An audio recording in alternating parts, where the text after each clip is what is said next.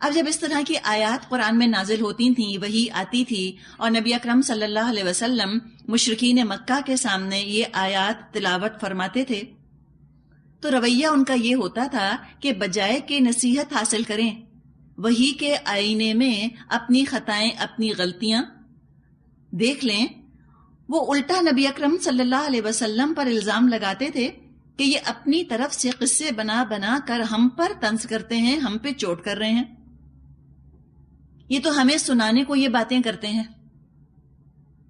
یہ تو ہماری غلطیاں اس طرح قصوں کی شکل میں بیان کر رہے ہیں، یہ ہم کو ٹارگٹ کر رہے ہیں، یہ خاص طور پہ مجھ کو ٹارگٹ کر کے میری بے عزتی کرنا چاہ رہے ہیں۔ تو انہوں نے یہ قصہ بنا دیا نوح علیہ السلام کی قوم کا، اور ہم سے کہہ دیا کہ یہ تو مجھ پر وحی آئی ہے، حالانکہ خاص مجھ کو ذہن میں رکھ کے انہوں نے میری بے عزتی کرنے کے لیے یہ قصہ سنایا ہے۔ یہ الزام لگاتے تھے کہ افطرا ہو، کہ یہ تو خود محمد نے گھڑ لیا ہے دراصل۔ اب بات یہ ہے کہ قرآن تو ذہن کے سانچے اور انداز فکر ڈسکس کرتا ہے نا، بعض دفعہ کسی قوم کا یا کسی شخص کا نام لے کر کوئی بات بیان کرتا ہے قرآن، بعض دفعہ ایک جنرل سکیچ بنا دیتا ہے، کیریکٹر سکیچ پیش کر دیتا ہے، ایک عمومی کردار کشی کر دیتا ہے قرآن۔ اب پھر ہم دیکھتے ہیں کہ جو اپنی اصلاح کرنا چاہتا ہے، جو اپنے عیبوں سے آگاہ ہونا چاہتا ہے تاکہ میں استغفار کر لوں، اب میں اپنی کمزوریاں برائیاں دور کر لوں، جو اپنی اصلاح کے لیے قرآن پڑھتا ہے یا اپنی اصلاح کے لیے قرآن سنتا ہے، اس کو اس آئینے میں اپنی تصویر نظر آتی ہے، اور اس سے سبق حاصل کر کے اپنی کمی کو وہ دور کر لیتا ہے، سمجھ جاتا ہے کہ اچھا میرے اندر یہ مسئلہ ہے، جو بات آئی ہے قرآن کے اندر، میں اپنی غلطی ٹھیک کر لوں۔ اور یہ ہم سب کا تجربہ ہوگا کہ قرآن کے بعض مقامات ایسے آتے ہیں، لگتا ہے کہ تو عین میری صورتحال ہے جو بیان کی گئی ہے، یہ تو بالکل میں ہوں، یہ تو میری ہی بات کی گئی ہے، ایسا نہیں لگتا؟ لگتا ہے کہ ٹیلر میڈ ہے میرے لیے، بالکل مجھ پر فٹ آ رہی ہے، فٹس می لائک اے گلو، ایسے فیلنگ آتی ہے آپ لوگوں کو؟ آتی ہے نا قرآن پڑھ کے؟ لیکن الحمدللہ کتنا اچھا موقع ہے نا کہ ہمیں اپنی غلطی کا پتہ چل گیا، آئینہ نظر آ گیا، انسان کمی دور کر لے۔ اس کے برعکس جن کے اپنے دل میں چور ہوتا ہے، جب اس طرح ان کو قرآن کا آئینہ دکھایا جاتا ہے تو ان کے درمیان اور اصلاح کے درمیان ان کی انا حائل ہو جاتی ہے، ایگو، کہتے ہیں یہ تو ہم پر چوٹ کی ہے، اور الٹا بتانے والے کے دشمن ہو جاتے ہیں، برا مان جاتے ہیں، اور بتانے والے کو سب میں بدنام کرنا شروع کر دیتے ہیں کہ تو خاص ہم پر چوٹ کرتا ہے، یہ تو خاص ہمیں سنانے کے لیے ایسی ایسی باتیں کرتا ہے۔ تو وہی والی چیز ہے شیطان والا رویہ کہ اپنی غلطی نظر نہ آئی اور اپنی غلطی کا الزام بھی دوسرے کے سر پہ دھر دیا۔ تو یہ ہے دراصل جو کہ بات یہاں کی گئی ہے کہ اس طرح مشرکین مکہ نبی اکرم صلی اللہ علیہ وسلم پر الزام لگاتے تھے، اس لیے کہ جو قوم نوح کا ذکر یہاں آ رہا ہے ان کے رویے کا بالکل یہی رویہ مشرکین مکہ نے اختیار کیا ہوا تھا نبی اکرم صلی اللہ علیہ وسلم کے ساتھ، بات سننے پر آمادہ نہ ہوتے تھے، بار بار نبی اکرم صلی اللہ علیہ وسلم سے کہا کرتے تھے کہ لے آئیں عذاب آپ جس کی ہمیں دھمکی دے رہے ہیں، اور وہی قصہ جب یہاں پر آ گیا نوح علیہ السلام کی قوم کا، برا مان گئے، کہنے لگے لو یہ اس طرح ہم پر چوٹ کرتے ہیں، طنز کر رہے ہیں۔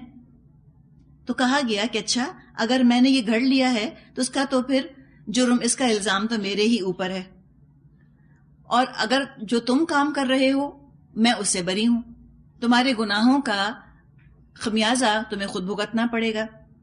تو ایک تو یہ اس کے بارے میں کہا گیا کہ یہ یہاں پر خطاب ہے نبی اکرم صلی اللہ علیہ وسلم سے۔ کچھ مفسرین کا کہنا ہے کہ نہیں، یہ ذکر کیا جا رہا ہے نوح علیہ السلام ہی کا۔ نوح علیہ السلام کی قوم ان سے کہا کرتی تھی کہ آپ یہ پیغام گھڑ گھڑ کر لے آتے ہیں، کوئی اللہ نے وحی نازل نہیں کی، آپ ہم پر طنز کرنے کے لیے آپ ایسی باتیں کرتے ہیں۔ آگے فرمایا آیت 36-37 وَأُوحِيَ إِلَى نُوحٍ أَنَّهُ لَن يُؤْمِنَ مِن قَوْمِكَ إِلَّا مَن قَدْ آمَنَ فَلَا تَبْتَئِسْ بِمَا كَانُوا يَفْعَلُونَ۔ نوح علیہ السلام پر وحی کی گئی کہ تمہاری قوم میں سے جو لوگ ایمان لا چکے بس وہ لا چکے، اب کوئی بات ماننے والا نہیں ہے، تو ان کے کرتوتوں پر اب تم غم کرنا، افسوس کرنا چھوڑ دو۔ اس میں بھی آپ دیکھیے عجیب ہی نفسیات ہے. جب تک انسان کو امید ہوتی ہے بھلائی کی کسی کی تو اس کو غم بھی ہوتا ہے. ایک دفعہ امید ختم ہو جائے، مایوسی ہو جائے، تو بعض دفعہ مایوسی بھی راحت کا سبب بن جاتی ہے. کس طرح؟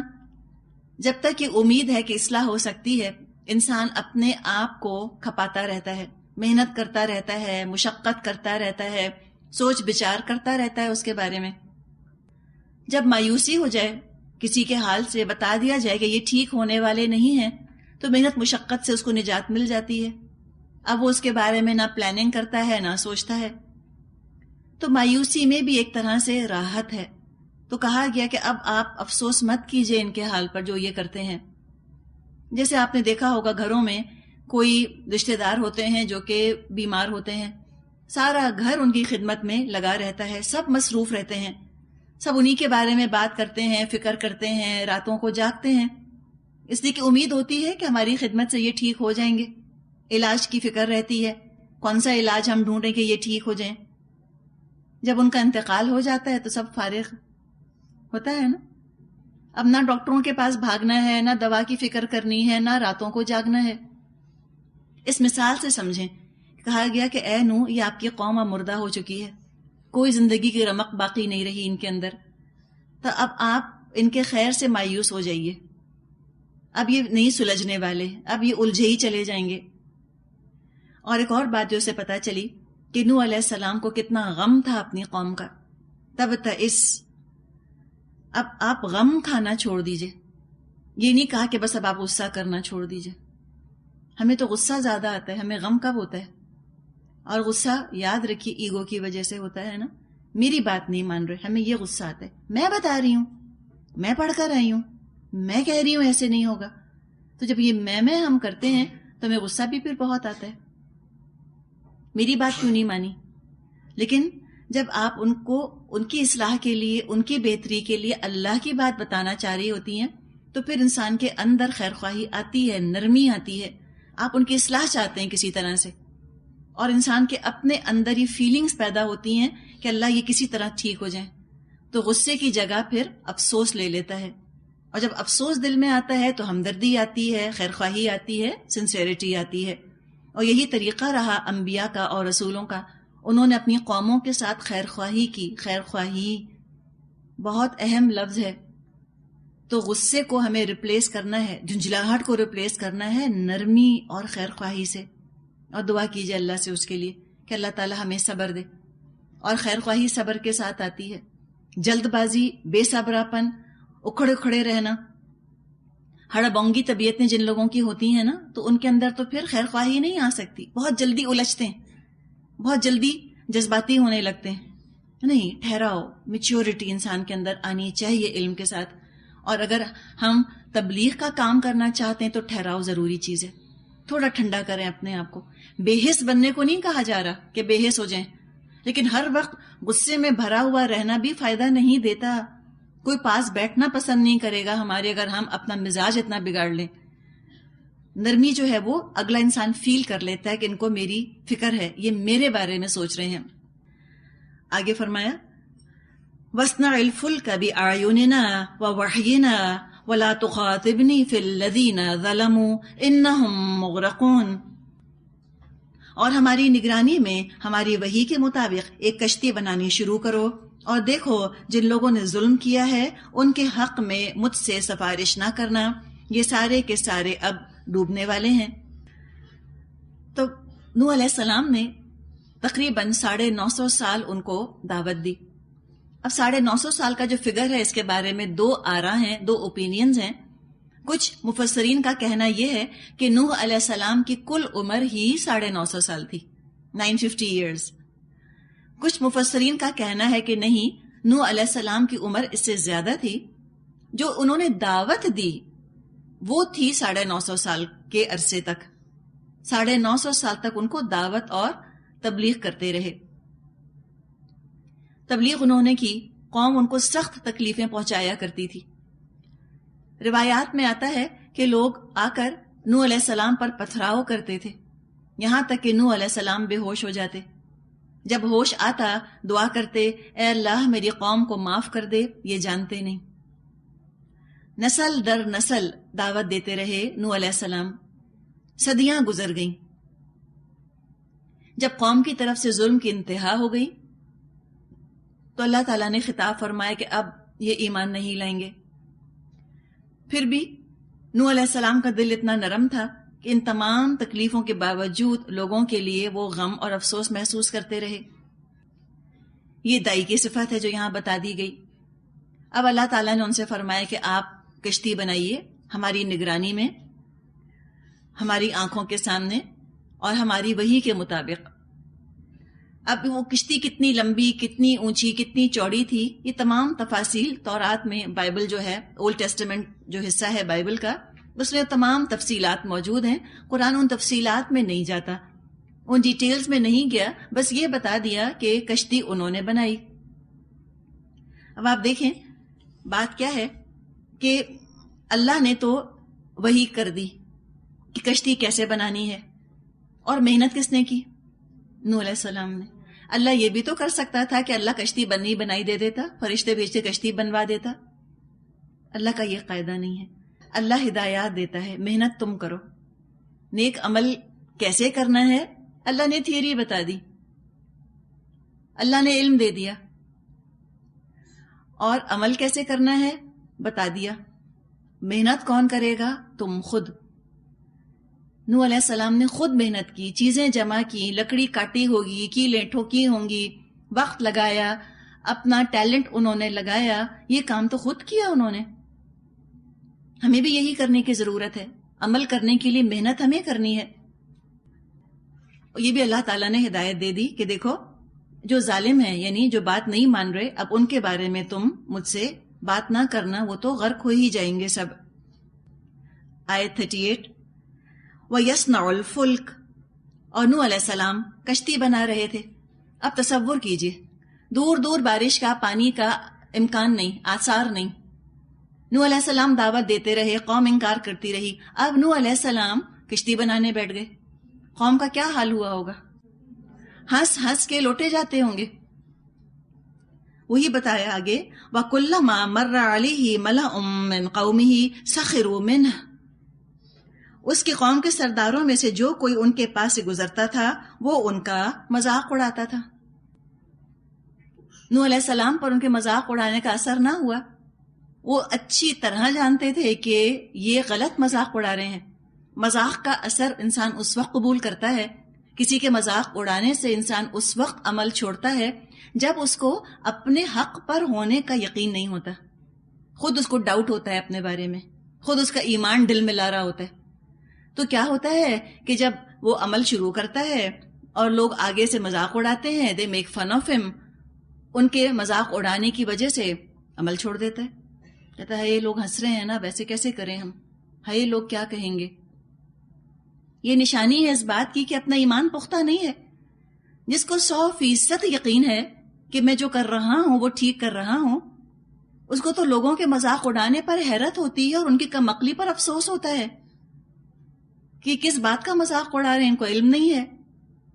آج بھی آپ دیکھیں کہ آج اگر کوئی اللہ کی وحی کی روشنی میں اپنے اعمال بناتا ہے، آج دنیا والے اسی طرح مذاق اڑاتے ہیں، اسی طرح ہنستے ہیں۔ کیا ہو گیا ان کو؟ فینیٹکس، کیا ہو گیا ان کو؟ ایکسٹریمسٹ، کس میڈیویل ایج کی باتیں کر رہے ہیں؟ عورتوں کو اتنی مشکل سے آزادی دلائی تھی، پھر عورتوں کو جو ہے 1400 سال پہلے دھکیل رہے ہیں، چادر اڑوا رہے ہیں عورتوں کو۔ ایسی باتیں ہمیں سننے کو ملتی ہیں ملأ قوم کی طرف سے، قوم کے لیڈروں کی طرف سے، قوم کے سرداروں کی طرف سے ایسی باتیں سننے کو ملتی ہیں۔ لیکن اگر عمل کرنے والے کو یقین ہے کہ میں جو کام کر رہا ہوں یا میں جو کام کر رہی ہوں وہ ہی ٹھیک ہے، تو مذاق اڑانے والوں پر حیرت ہوتی ہے، ان کی کم علمی پر انسان کو افسوس ہوتا ہے، ہمدردی آتی ہے ان کے اوپر کہ اللہ، عقل ہی نہیں ان کے اندر، سمجھتی ہی نہیں یہ بات کو۔ جب ان کا مذاق اڑا نوح علیہ السلام کا، تو انہوں نے فرمایا قال ان تسخروا منا فإنا نسخر منكم كما تسخرون فسوف تعلمون من يأتيه عذاب يخزيه ويحل عليه عذاب مقيم۔ نوح علیہ السلام نے کہا اگر تم ہم پر ہنستے ہو تو ہم بھی تم پر ہنس رہے ہیں، عنقریب تمہیں خود معلوم ہو جائے گا کہ کس پر وہ عذاب آتا ہے جو اس کو رسوا کر دے گا، اور کس پر وہ بلا ٹوٹ پڑتی ہے جو ٹالے نہ ٹلے۔ تو انہوں نے انجام بھی ان کو بتا دیا کہ دیکھو یہ تمہارا جو ایٹیٹیوڈ ہے، یہ care free, care less, had less attitude, یہ غفلت اور لاپرواہی کا جو رویہ ہے تمہارا، یہ تم کو بہت برے انجام سے دوچار کرے گا۔ اس میں بھی نصیحت ہے، ڈرایا نہیں ہے، نصیحت ہے۔ بعض دفعہ کچھ لوگ کام کر رہے ہوتے ہیں، ان کو یہ تو پتا ہوتا ہے کہ جو کام ہم کر رہے ہیں یہ اچھا نہیں ہے۔ سردار جو مذاق اڑا رہے تھے نوح علیہ السلام کا، ان کی فطرت تو تھی نا، انسانی فطرت تو قائم تھی ان کی، ان کو یہ تو پتا تھا کہ ہم یہ اچھا نہیں کر رہے ان کا مذاق اڑا کر۔ تو آج بھی بعض دفعہ لوگوں کو پتا ہوتا ہے کہ ہم جو برا کام کر رہے ہیں یہ ہے تو برا، ہمیں یہ کام کرنا نہیں چاہیے، لیکن وہ اس برے کام کو اس لیے نہیں چھوڑتے کہ ان کو اس کا انجام، اینڈ ریزلٹ نہیں پتا ہوتا، اس کی انارمٹی نہیں پتا ہوتی۔ ہم جو یہ کام کر رہے ہیں جس کو کہ بہت لائٹلی ہم لے رہے ہیں، بہت ہلکا سمجھ رہے ہیں، اس کام کا انجام کتنا برا ہوگا۔ مثال کے طور پہ کوئی ایک چمچے کے اندر 2 ڈراپس ڈالتا ہے زہر کے، سائنائڈ کے، تو اس نے تو دیکھا نا کوانٹٹی اتنی تھوڑی سی ہے، اس نے کہا 2 ڈراپس ہی تو ہیں، اس نے تعداد دیکھی نا چیز کی، ہلکا دیکھا، کتنا وزن ہوتا ہے مجھے بتائیں 2 ڈراپس سائنائڈ کا، کیا وزن ہے؟ کچھ نہیں، لیکن جب اس زبان پر رکھا تو ہلاک ہوا نا۔ تو کیوں نہیں رکھتے ہم سائنائڈ کو اپنی زبانوں پہ؟ ہمیں انجام پتا ہے اس لیے۔ اسی طرح کچھ الفاظ ہوتے ہیں، کچھ باتیں ہوتی ہیں جو زبان پہ بہت ہلکی ہیں، پتہ ہی نہیں چلتا، ان کا وزن ہی نہیں پتہ چلتا، لیکن انجام کے حساب سے وہ ہلاک کرنے والی ہوتی ہیں۔ کچھ باتیں بھی، کچھ اعمال بھی ایسے ہوتے ہیں۔ تو یہاں پر نوح علیہ السلام نے ان کے اس رویے کا، جس کو وہ ہلکا سمجھ کے کر رہے تھے، اس کا بھیانک انجام بتا دیا، تاکہ اگر ان کے اندر ذرا بھی خیر ہے تو اب بھی سوچ لیں کہ انجام کتنا خوفناک ہے۔ فرمایا عذاب آئے گا جو کہ رسوا کر دے گا اس کو، اور ایسا عذاب اترے گا جو کہ دائمی ہوگا، یعنی ایسا عذاب نہیں ہوگا کہ جو آئے گا اور چلا جائے گا، بلکہ وہ تو آئے گا اور پھر ٹھہر ہی جائے گا، جڑ سے تباہ اور برباد کر کے جائے گا۔ عذاب مقیم، قائم رہنے والا عذاب ہوگا۔ اب ان بٹوین دا لائنز، بین السطور یہ بات پتا چل رہی ہے کہ قوم نے بات نہ مانی۔ فرمایا آگے آیت 40 حتی اذا جاء امرنا وفارت النور قل نحمل فيها من كل زوجين 2 وأهلك إلا من سبق عليه القول ومن آمن وما آمن معه إلا قليل۔ یہاں تک کہ جب ہمارا حکم آ گیا اور وہ تنور ابل پڑا تو ہم نے کہا ہر قسم کے جانوروں کا ایک ایک جوڑا کشتی میں رکھ لو، اور اپنے گھر والوں کو بھی، سوائے ان اشخاص کے جن کی نشاندہی پہلی ہی کی جا چکی ہے، اس میں سوار کر دو، اور ان لوگوں کو بھی بٹھا لو جو ایمان لائے ہیں۔ اور تھوڑے ہی لوگ تھے جو نوح علیہ السلام کے ساتھ ایمان لائے تھے، الا قلیل، تھوڑے۔ تنور کا ذکر آ رہا ہے، کئی معنی اس کے کیے گئے ہیں تنور کے۔ سطح زمین کو، سرفیس آف دی ارتھ، اس کو بھی تنور کہا جاتا ہے۔ زمین کے کسی بلند حصے کو بھی تنور کہتے ہیں۔ آپ نے کیٹرز دیکھے ہیں نا، جو پہاڑوں کے کیٹرز ہوتے ہیں، ایسے گول سے ہوتے ہیں، تنور کی طرح ہی نہیں ہوتے، جس میں روٹی پکائی جاتی ہے، تندور۔ تو تندور جس کو ہم تندور کہتے ہیں، جس میں روٹیاں ڈالی جاتی ہیں، وہ بھی ان معنوں میں استعمال ہوتا ہے، روٹی پکانے کی جگہ، اس کو بھی تندور کہتے ہیں۔ بعض لوگوں نے یہ کہا ہے کہ نوح علیہ السلام پر وحی کی گئی تھی کہ جب آپ دیکھیں کہ آپ کے گھر کے تندور سے پانی ابل رہا ہے تو سمجھ جائیے کہ طوفان آ گیا۔ کتنے لوگ تھے جو ایمان لائے تھے نوح علیہ السلام پر؟ 80۔ 950 سال کی تبلیغ کے بعد 80 لوگ، انسانوں کی اکثریت جو تھی وہ طوفان میں بہہ گئی۔ اور حقیقت ہے یہ اللہ کی شان ہے۔ ہزاروں لاکھوں فاسق اور کافر اللہ کی نظر میں کوئی اہمیت نہیں رکھتے، جھاڑ جھنکار کی طرح ہیں، کچرے کی طرح ہیں، اللہ ان کو اٹھا کر پھینک دیتا ہے۔ تو کوئی یہ نہ سوچے کہ اتنے سارے لوگ اللہ کی نافرمانی کر رہے ہیں، کروڑوں کی تعداد میں، آخر اللہ ان سب کو کیسے جہنم میں ڈالے گا؟ تو یاد رکھیں کہ وہ الغنی ہے، اس کی شان بے نیازی ہے، اللہ کی نظر میں کوئی اہمیت نہیں ہے تعداد کی۔ اللہ کوانٹٹی سے متاثر نہیں ہوتا، نہ دبتا ہے، اللہ کوالٹی دیکھتا ہے. اچھوں کو اللہ بچا لیتا ہے، بروں کو چاہے وہ کروڑوں ہوں ختم کر دیتا ہے.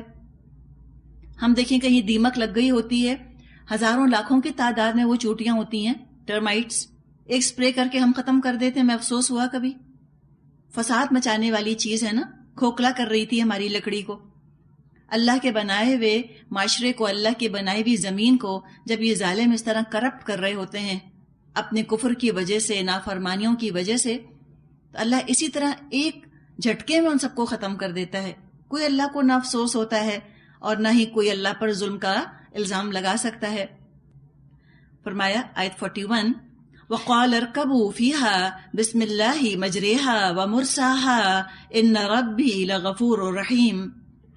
نوح علیہ السلام نے کہا سوار ہو جاؤ اس میں، اللہ ہی کے نام سے ہے اس کا چلنا بھی اور اس کا ٹھہرنا بھی، میرا رب بڑا غفور اور رحیم ہے. تو آپ دیکھیے بسم اللہ سے انہوں نے سفر کا آغاز کیا. اس سے ہمیں پتہ چلتا ہے کہ بسم اللہ کتنا قدیم کلمہ ہے. اور نوح علیہ السلام کا انداز یہ بھی ہمیں پتہ چل رہا ہے کہ ان کا توکل مادے پر نہیں تھا، کشتی پر نہیں تھا، اللہ کی رحمت پر ان کا توکل تھا کہ اللہ چاہے گا تو یہ چلے گی اور اللہ چاہے گا تو یہ رکے گی. اور یہ بھی بات بیان فرمائی انہوں نے کہ ان ربی لغفور رحیم، میرا رب معاف فرمانے والا، رحم فرمانے والا ہے. اس میں بھی عاجزی کا اظہار ہے کہ یہ کوئی میرا حق نہیں تھا کہ مجھے بچا لیا جائے.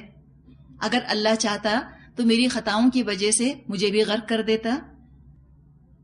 ذرا بھی تکبر نہیں کہ ہم تو تھے ہی بہت نیک، ہم کو تو اللہ کو بچانا ہی چاہیے تھا. اگر اللہ مجھے بھی نہ بچاتا تو کس کو بچاتا؟ یہ انداز نہیں ہے نوح علیہ السلام کا. کوئی اپنی نیکی پر غرہ نہیں، کوئی تکبر نہیں. نجات کو اور اللہ کی رحمت کو اپنا حق سمجھ کے نہیں لیا کہ آئی ڈیزرو اٹ، مجھے تو ملنی ہی چاہیے. ہمارا یہ حال ہوتا ہے، چھوٹے چھوٹے نیک کام کر لیتے ہیں اور پھر امید میں بیٹھ جاتے ہیں کہ اب تو میں اتنی نیک ہو گئی ہوں، اب تو اللہ کو میری ہر بات سننی چاہیے. لیکن نوح علیہ السلام کا یہ طریقہ نہیں تھا. عاجزی تھی ان کے اندر. اللہ کی رحمت کو، اللہ کی بخشش کو اپنا حق سمجھ کے نہیں لے رہے، بلکہ اللہ کا فضل، اللہ کی عنایت، اس کا کرم سمجھ کے لے رہے ہیں. اس کی شان غفاری ہے جس کے صدقے میں اس نے بچا لیا. چاہتا تو پکڑ بھی سکتا تھا. یہ جو کلمہ ہے بسم اللہ مجریہا و مرساہا ان ربی لغفور رحیم، یہ دعا ہے پانی کے سفر کی. آپ کبھی کسی شپ میں بیٹھیں، جہاز میں بیٹھیں، پانی کا سفر کر رہی ہوں، یہ دعا پڑھ لیں. اب آپ کہیں کہ لو ہم کہاں جاتے ہیں شپس کے اندر؟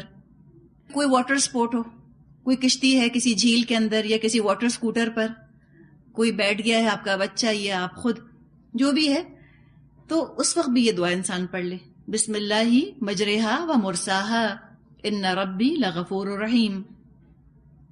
اب طوفان کا حال ہے جو کہ بیان کیا گیا آیت 42-43. وَهِيَ تَجْرِي بِهِمْ، کشتی ان لوگوں کو لے کے چل رہی تھی، فی موج کالجبال، ایسی موجوں میں، ایسی ویوز میں جو کہ پہاڑوں کی طرح اٹھ رہی تھیں. آپ نے پڑھا ہوگا اور آپ کو ہو سکتا ہے اندازہ ہو کہ جب طوفان آتا ہے سمندروں کے اندر تو کیسی موجیں آتی ہیں، کتنی اونچی اونچی موجیں ہیں جو کہ اٹھتی ہیں، بڑے بڑے گھروں، بڑے بڑی بلڈنگز جتنی جو ہیں وہ موجیں آتی ہیں. تو بتایا کہ پہاڑوں کی طرح جو ہیں وہ موجیں تھیں.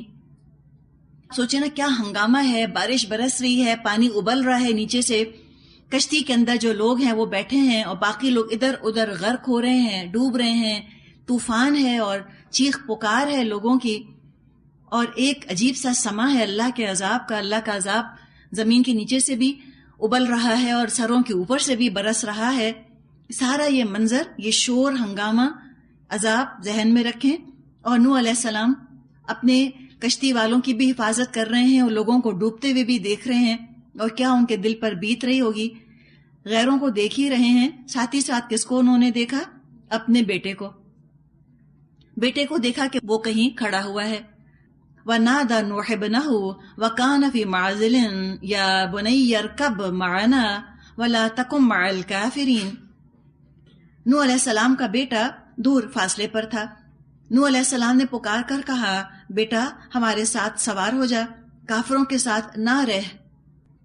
نوح علیہ السلام کے 4 بیٹوں کا ذکر آتا ہے، حام، سام اور یافس. یہ 3 تو ان کے بیٹے بچ گئے، ان کے ساتھ تھے. یہ جو بیٹا جس کا یہاں ذکر آ رہا ہے جو کہ کشتی میں نہیں تھا، اس کا نام روایات میں یام آتا ہے، یہ سے YAM، یام. اور لقب اس کا کنعان آتا ہے. یام بھی نام آتا ہے، کنعان بھی آتا ہے. تورات میں اس کا نام کنعان آیا ہے. اب انہوں نے اپنے بیٹے کو پکارا. اس پکار کے اندر آپ دیکھیں یا بنیہ کہہ کے بات شروع کی، باپ کی شفقت بھی ہے، اور ولا تکم مع الکافرین، یہ نبی کی دعوت بھی ہے. تو دونوں ہی انداز موجود ہیں، باپ کی شفقت کا بھی، نبی کی دعوت کا بھی. جب انہوں نے اپنے بیٹے کو پکارا اور کہا کہ تو کافروں کے ساتھ نہ رہ، اس بیٹے کے بارے میں روایات میں یہ بات آتی ہے کہ یہ کہنے کو اوپر سے تو یہ مسلمان تھا، یہ تھا مسلمان، لیکن اندر سے منافق تھا. اور منافق اس لیے تھا کہ یہ کافروں کی صحبت میں رہا کرتا تھا، ان کے ساتھ اس کا اٹھنا بیٹھنا تھا. نبی اکرم صلی اللہ علیہ وسلم کی ایک حدیث ہے، اس کا مضمون کچھ یہ ہے کہ تم جس طرح زندگی گزارتے ہو تمہیں اسی طرح کی موت آئے گی، اور تمہیں جس طرح کی موت آئے گی اسی طرح تم اٹھائے جاؤ گے. مراد ہے کہ تم جن کی صحبت کو پسند کرتے ہو، تم جن کے ساتھ دنیا میں رہنا چاہتے ہو، اور تم جن کے طور طریقوں پر چل رہے ہو، اگر تم نے نیکی کا طریقہ اختیار کیا ہے تو نیک کام کرتے ہوئے تمہیں موت آئے گی، اور اگر تم نے بدی کا طریقہ اختیار کیا ہے تو بدی پر ہی تم کو موت آئے گی، گناہ کرتے ہوئے ہی موت آئے گی. تو یہ جن کا بیٹا تھا نوح علیہ السلام کا، یہ شخص کافروں کے ساتھ ان کی صحبت، ان کی کمپنی میں اٹھتا بیٹھتا تھا. آخر میں جب طوفان آیا تو بھی انہی کے ساتھ تھا. تو نوح علیہ السلام نے دعوت دی کہ تم آ جاؤ، کشتی میں سوار ہو جاؤ. آیت 43 قال سآوی الی جبل یعصمنی من الماء، اس نے پلٹ کر جواب دیا میں ابھی ایک پہاڑ پر چڑھا جاتا ہوں جو مجھے پانی سے بچا لے گا. یہ آپ دیکھیے، یہ ٹھیٹ مٹیریلسٹک مینٹیلٹی، مادہ پرستانہ ذہنیت. نبی کا بھروسہ اسباب پر نہیں، کشتی پر نہیں تھا، نوح علیہ السلام کا بھروسہ اللہ کی ذات پر تھا. اور یہی مومن کا رویہ ہوتا ہے. مومن کا بھروسہ اسباب پر نہیں ہوتا، مسبب الاسباب پر ہوتا ہے، اس ہستی پر ہوتا ہے جس کے اختیار میں تمام مینز ہیں، تمام اسباب ہیں. توکل مومن کا اللہ پر ہوتا ہے. یہ جو کافر تھا بیٹا ان کا، یہ خاص کافرانہ ذہنیت ہے جو بول رہی ہے. کافر کا توکل اسباب پر ہوتا ہے، مٹیریل پر. مومن کے پاس اگر پیسہ ہے اور وہ اپنا علاج کرواتا ہے، وہ جانتا ہے کہ پیسہ شفا نہیں دیتا، پیسہ ضرورت پوری نہیں کر سکتا، پیسہ صحت نہیں دے سکتا، اللہ دے گا. کافر کیا سمجھتا ہے کہ پیسہ نہیں ہوگا صحت ہی نہیں ملے گی، پیسہ نہیں ہوگا ضروریات پوری ہی نہیں ہوں گی. تو یہ ان کا بیٹا چونکہ کافروں کے ساتھ اٹھتا بیٹھتا تھا، اس کی ذہنیت، اس کی مینٹالٹی بالکل کافروں جیسی ہو گئی تھی. سارا توکل اس کا اسباب پر تھا. تو اس نے کہا کہ میں تو اب ایک پہاڑ کی پناہ لے لیتا ہوں، وہ مجھ کو بچا لے گا. آیت 43 قال لا عاصم اليوم من امر اللہ الا من رحم وحال بینہم الموج فکان من المغرقین. نوح علیہ السلام نے کہا آج کوئی چیز اللہ کے حکم سے بچانے والی نہیں ہے سوائے اس کے کہ اللہ ہی کسی پر رحم فرمائے. اتنے میں ایک موج دونوں کے درمیان حائل ہو گئی اور وہ بھی ڈوبنے والوں میں شامل ہو گیا. نوح علیہ السلام نے اپنی آنکھوں کے سامنے اپنے جوان بیٹے کو ڈوبتے ہوئے دیکھا. اب دیکھیے یہ بھی تو ہو سکتا تھا کہ اللہ تعالیٰ ان کے بیٹے کو کہیں ڈبا دیتا، آخر اتنے ہزاروں لاکھوں لوگ ڈوب رہے تھے، اور نوح علیہ السلام کو اللہ تعالیٰ یہ عبرتناک منظر نہ دکھاتا بیٹے کے ڈوبنے کا. ہو سکتا تھا نا. لیکن پتہ یہ چلتا ہے ہمیں کہ انبیاء پر، رسولوں پر سخت ترین آزمائشیں آئیں. اللہ ان کی وفاداریوں کا سخت امتحان لیا کرتا تھا. اور یہ ہمیں پتہ چل جائے کہ رسول ہر حال میں اللہ کے وفادار رہا کرتے تھے. کبھی اللہ سے شکوہ نہیں کیا، اللہ سے شکایت نہیں کی، اللہ سے انہوں نے کبھی ظلم کی شکایت نہیں کی کہ اللہ تو نے تو ظلم کر دیا. اور ایک اور بات یہ بھی پتہ چلی کہ خونی رشتے کسی کو نہیں بچا سکتے. رحم صرف ان پر کیا جاتا ہے جو اپنے رب کے غلام بن چکے ہوں. بیٹے نے اللہ کا غلام بننے سے انکار کیا، نہ بچ سکا،